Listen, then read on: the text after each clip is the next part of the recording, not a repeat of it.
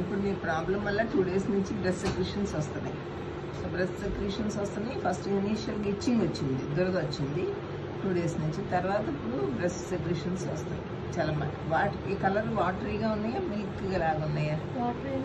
వాటరీగా ఉన్నాయి. 14 years back ఎప్పుడో పాలు ఇచ్చేస్తావు, అయిపోయింది. ఇప్పుడు సెక్రీషన్స్ గ్యాస్ట్రైటిస్ ఇప్పుడు ఎలా ఉన్నాయి, వేసుకుంటావా నువ్వు? సైనస్ కన్నా స్కిన్ అలర్జీ టాబ్లెట్స్ వాడుతున్నాను. గ్యాస్, దానికి గ్యాస్ కూడా ఇచ్చారా? పొద్దున్నే పరగడుపునే చేసుకున్నారా? వచ్చేసి పాలతో ఒక టాబ్లెట్ ఉంది. పాలతో కాకుండా పరగడుపున ఇచ్చారా? యూజువల్గా గ్యాస్ట్రైటిస్ మందులు ఇచ్చినప్పుడు కూడా ప్రొలాక్టిన్ లెవెల్స్ ఎక్కువగా వచ్చేసరికి బ్రెస్ట్ సెక్రీషన్స్ వస్తాయి. సైనస్ ఎక్కువగా ఉందని చెప్పి ఒక 15 years నుంచి టాబ్లెట్స్ వాడుతున్నాను.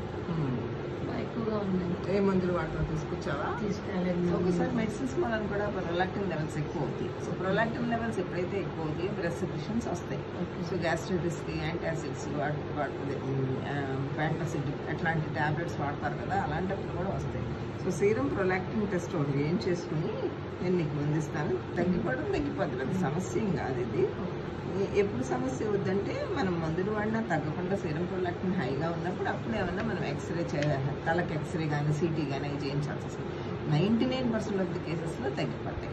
సో ప్రొలాక్టిన్ లెవెల్స్ ఎక్కువగా ఉన్నప్పుడు. సో మందుల మూలన ఏమన్నానేమో అవి ఏదేదో చూసుకుని అది ఆపేస్తే ఈ ప్రాబ్లం సాల్వ్ అయిపోతుంది. సరేనా?